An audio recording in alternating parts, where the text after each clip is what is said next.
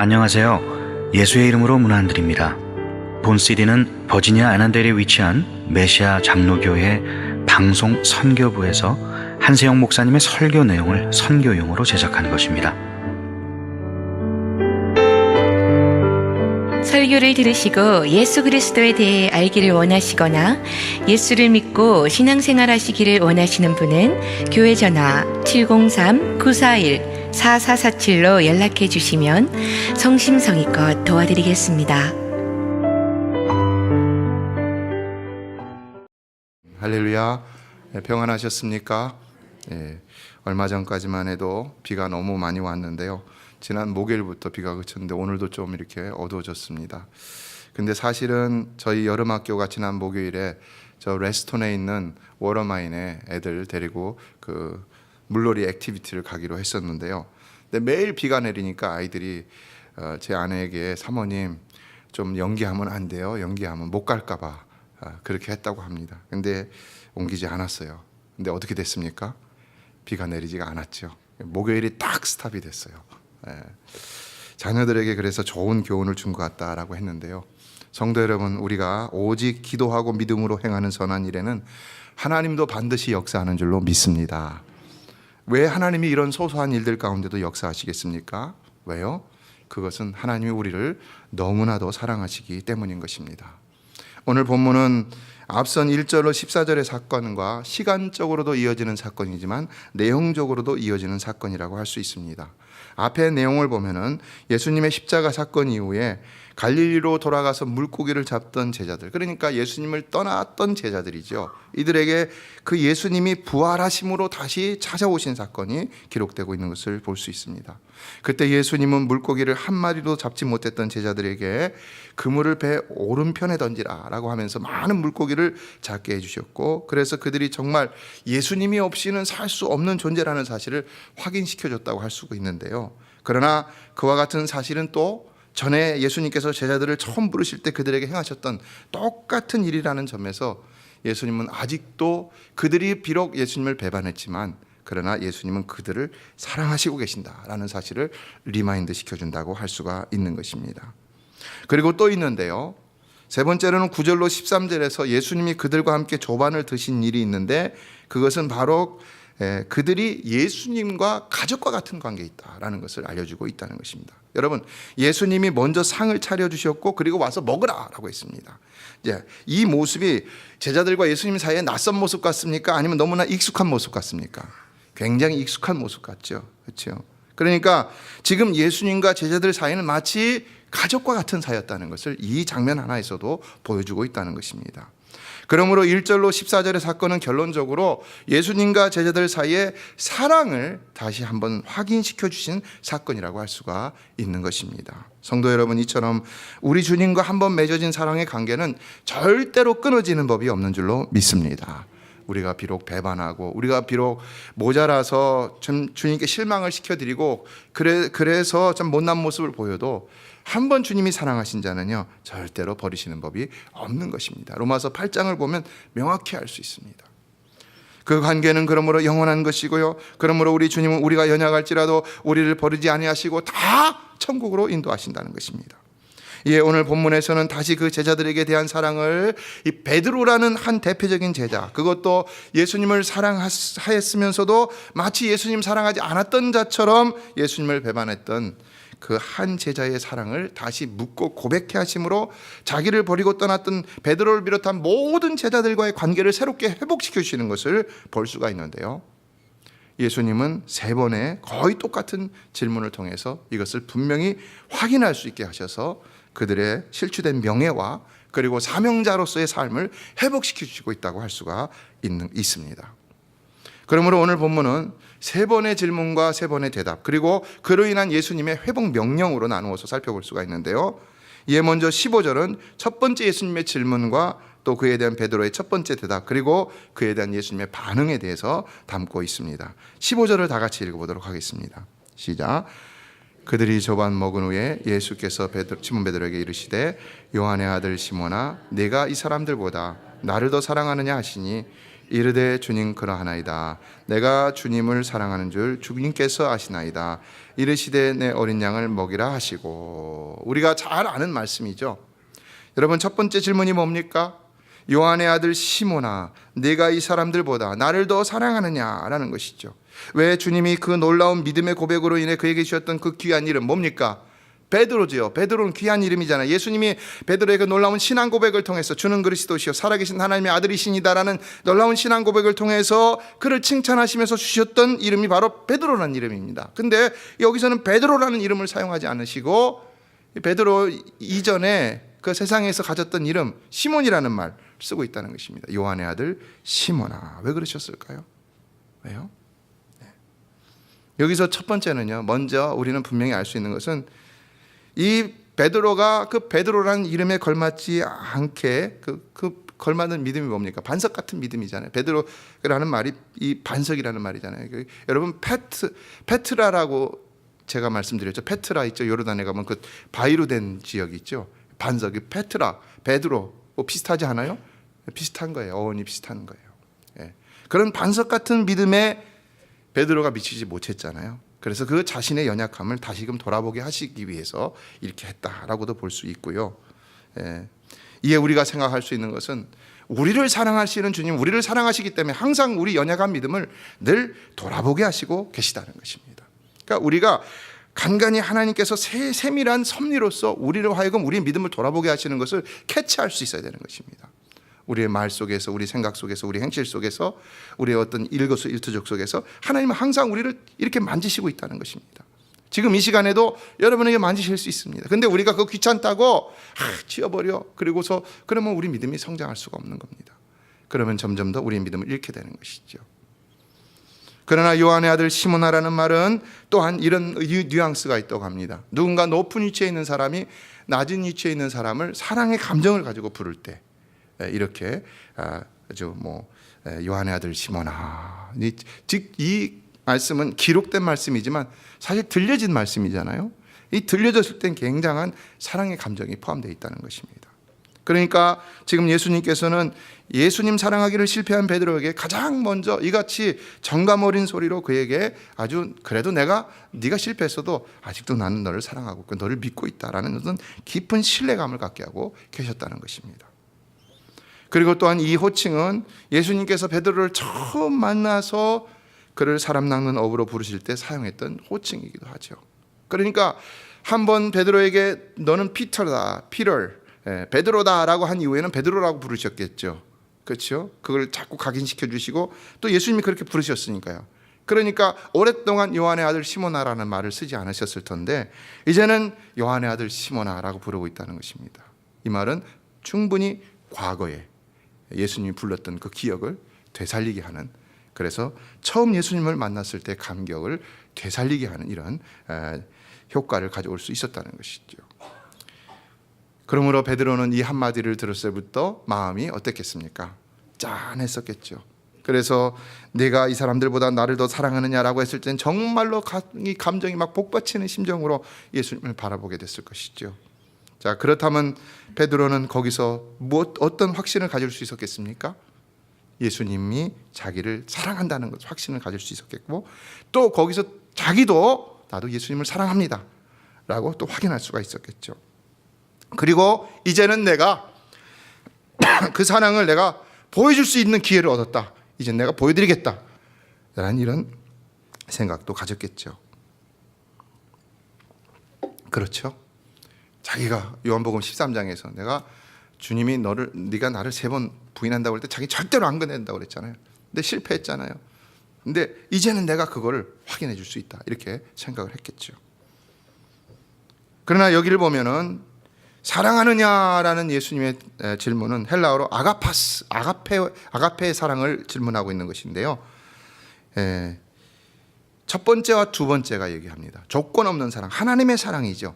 네가 아가페 사랑으로 나를 사랑하느냐라고 물으시고 있다는 것입니다.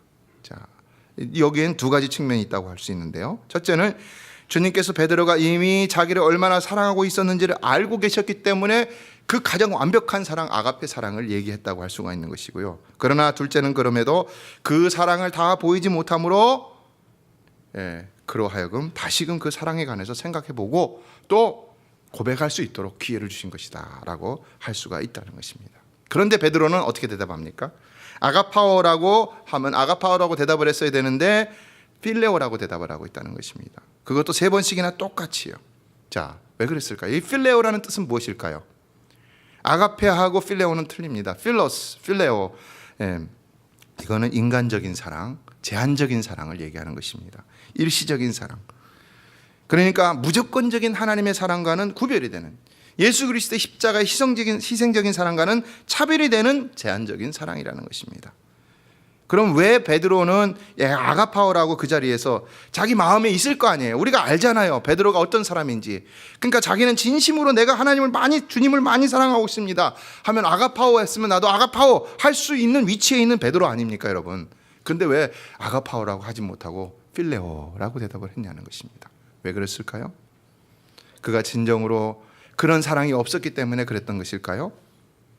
아니죠. 무엇인가 그의 고백을 방해하고 있었던 것이 있다는 거죠. 그게 뭡니까?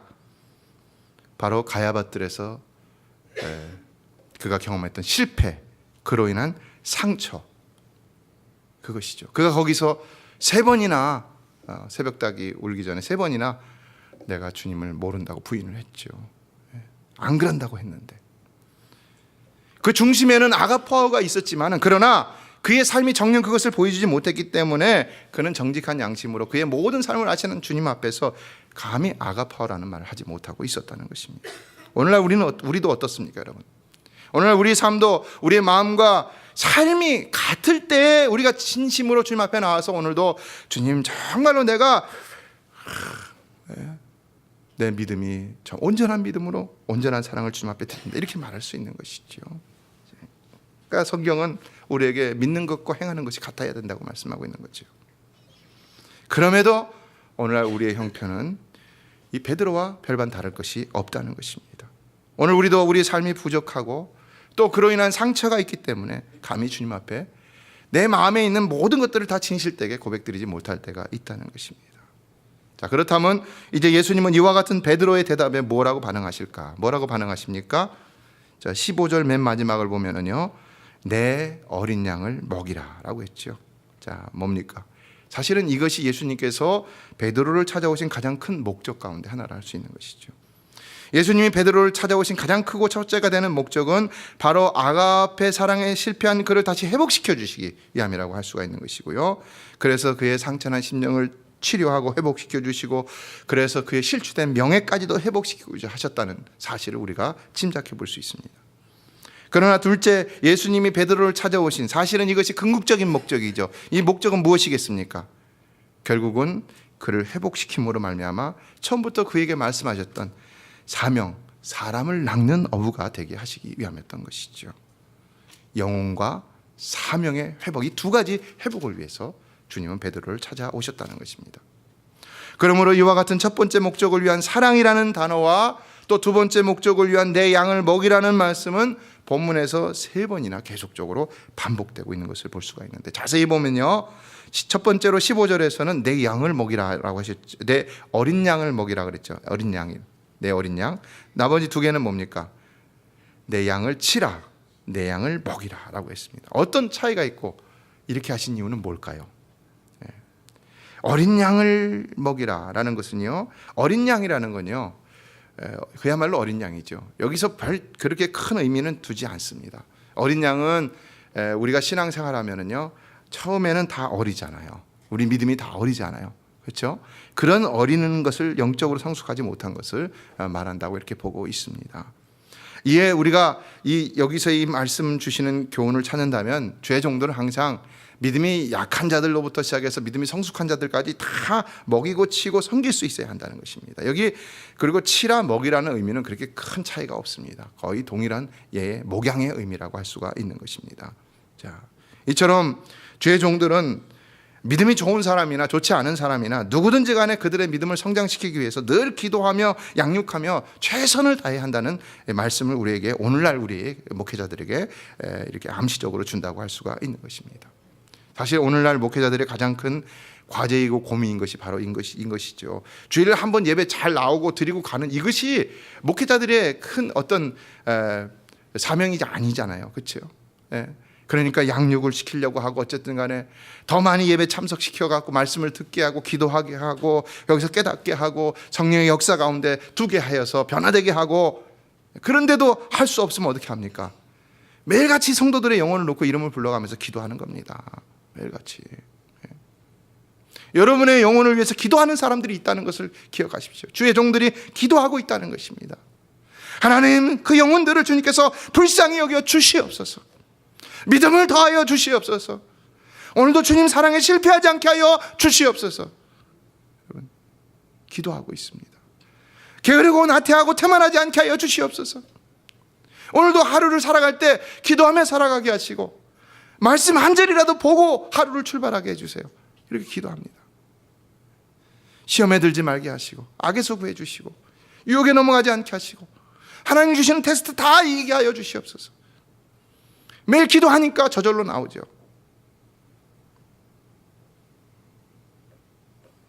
여러분이 회개치 못하는 것도 주의 종들이 회개합니다. 하나님 용서해 주세요. 용서해 주세요.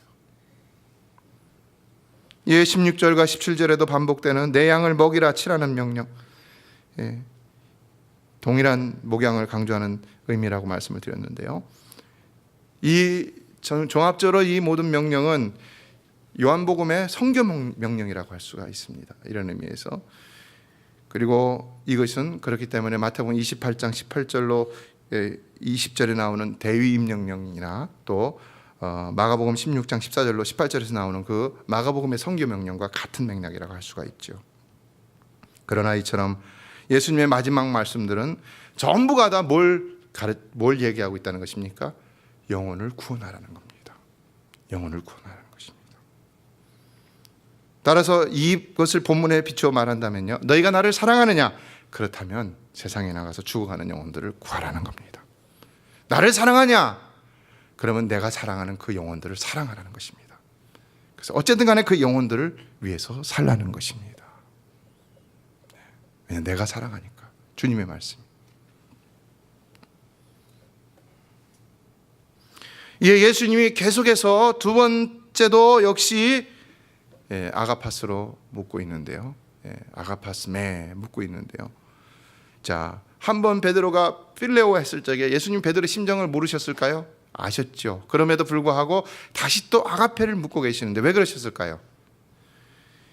예수님은 진정 우리에게 아가페의 사랑을 원하신다는 것이죠. 우리가 연약함으로 아가페의 사랑을 포기할 수는 없다는 것입니다. 이게 나중에 끝에 가면 더 극적으로 드라마틱하게 오늘 18절에서 나오는 것을 볼 수가 있는데요. 자, 예수님이 우리에게 원하시는 사랑은요, 오늘도 마찬가지입니다. 필레오의 사랑이 아닙니다. 아가페의 사랑입니다. 조건적인 사랑이 아닙니다. 무조건적인 사랑입니다. 제한적인 사랑입니다. 아닙니다. 무제한적인 사랑입니다.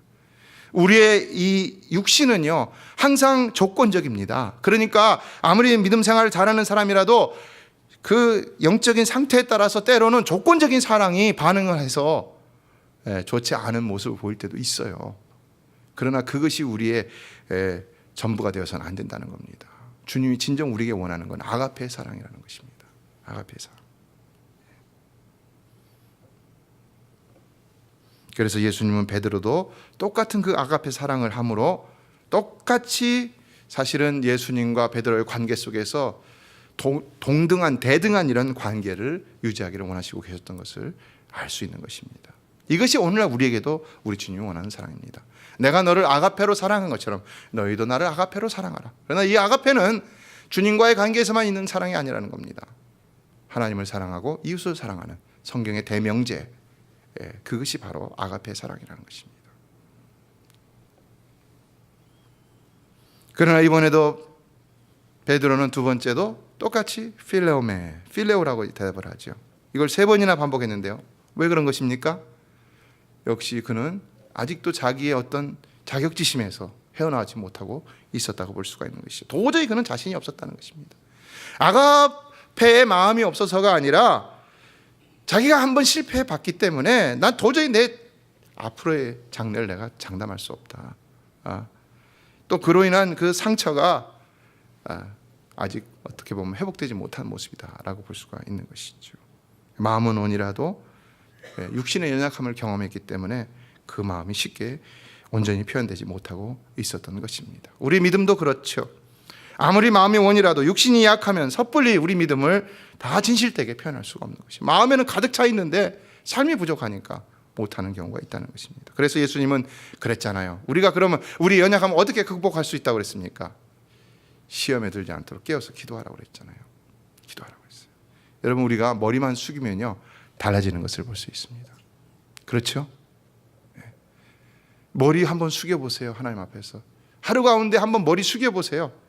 여러분의 심령이 달라집니다. 생각이 달라집니다. 회개가 쏟아져 나오고요, 하나님 앞에 더 헌신과 결단의 마음이 나오고요, 그리고 하나님께서 나를 어루만지시는 것을 영적으로 느낄 수가 있습니다. 내가 기도 안 하고 살 때하고 틀린 모습이 나에게 나타난다는 겁니다.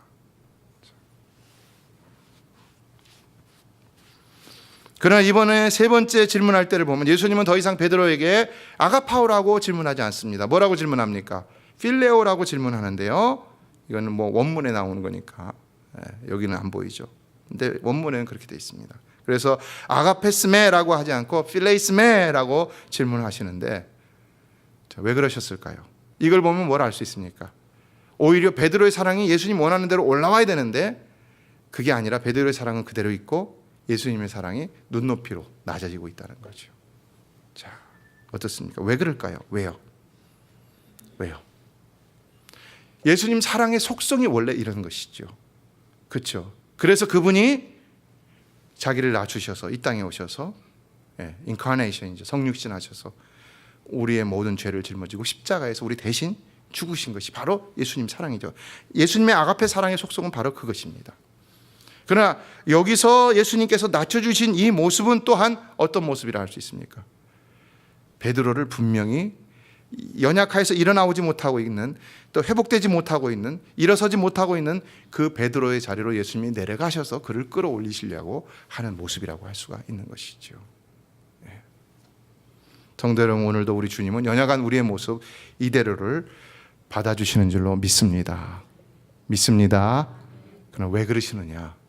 그를 끌어올리시기 위해서 그렇다는 겁니다. 그래서 오늘도 우리를 회복시켜주고 치료하시고 어루만지시고, 그럼 우리가 또다시 일어나서 사명을 감당할 수 있는 것이고, 끝까지 부족하더라도 감히 천국에 대한 소망을 가지고 인내하면서 살아갈 수 있다는 것입니다. 이에 오늘 본문이 우리에게 주는 교훈 몇 가지로 살펴보면요, 첫째, 우리가 주님을 진심으로 사랑한다면 주님은 우리가 연약해서 그 사랑을 다 보여주지 못한다 할지라도 분명히 우리 사랑을 다 아신다는 것입니다.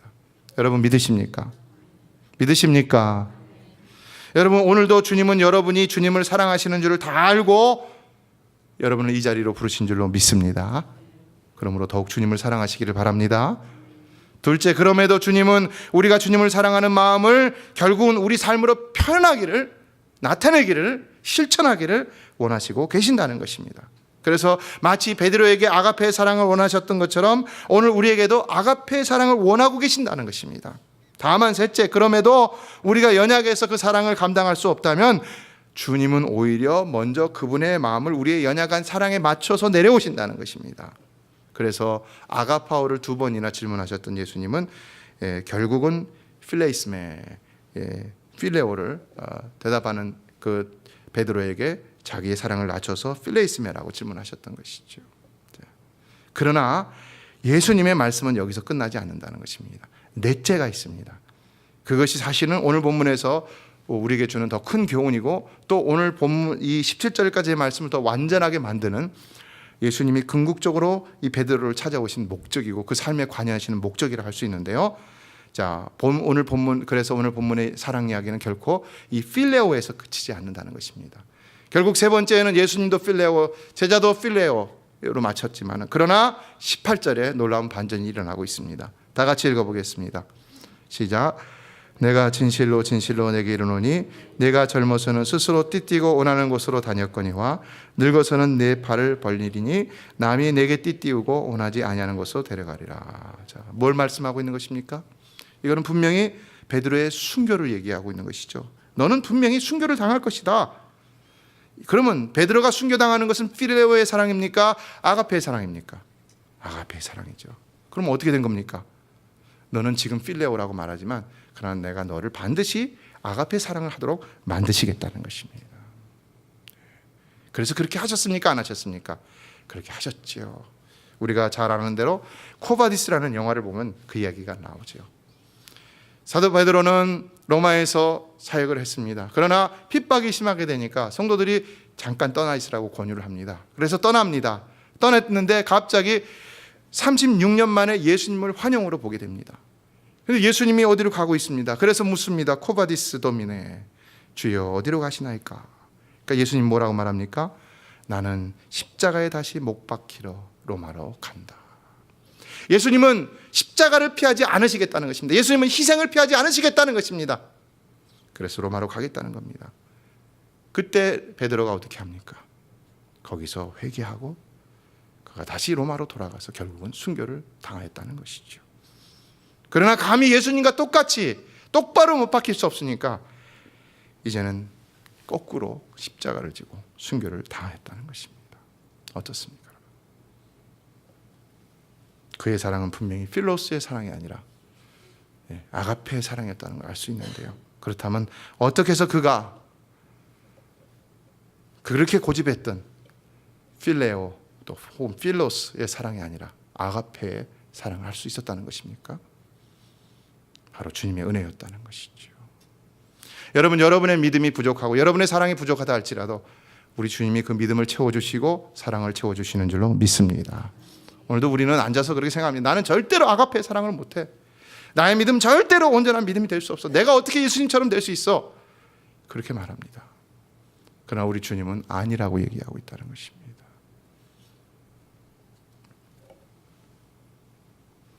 믿음이라는 것은 그것입니다. 우리의 연약함으로 모든 것을 이룰 수 있는 것이 아니라 믿음도 하나님이 주신 것이기에 그 모든 믿음의 완성도 하나님이 이루어 주신다는 것입니다. 그래서 겨자씨 하나일 만한 믿음이라 할지라도 그 나무가 자라서 새들이 곁들이는 정도로 놀라운 성장을 이루는 그런 모습을 보였던 것처럼 주님이 주신 믿음은 우스운 믿음이 아니라는 것입니다. 여러분 안에 이 믿음이 있으십니까? 왜 조용해졌습니까? 왜 자신감이 없어졌습니까? 성도 여러분, 오직 하나님이 주신 믿음으로 살아가시길 주의 이름으로 축원합니다. 여러분 연약할지라도 오직 주님만 바라보고 살아가시길 주의 이름으로 축복합니다. 모든 은혜는 하나님으로부터 나온 것입니다. 그러므로 성도는 가장 중요한 것이 그 하나님과 매일같이 관계를 나누는 것입니다. 그러니까 기도 쉬지 마시고요, 말씀 놓지 마시기 바랍니다. 기도와 말씀 가운데 승리하는 삶을 살아가는 여러분 되시기를 주의 이름으로 축원합니다. 메시아 장로교회는 아난데일 236 리틀 리버 턴파이크 선상에 있으며 디자인 안경과 알라딘 서점 옆에 있습니다.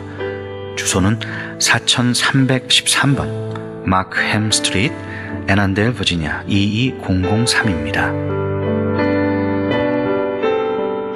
성경은 주 예수를 믿어라. 그리하면 너와 내 집이 구원을 얻으리라 하셨습니다. 이 CD를 들으시는 분께서 예수를 믿지 않으셨다면 꼭 예수를 믿고 죄악된 세상에서 구원을 받을 수 있도록 기도하겠습니다.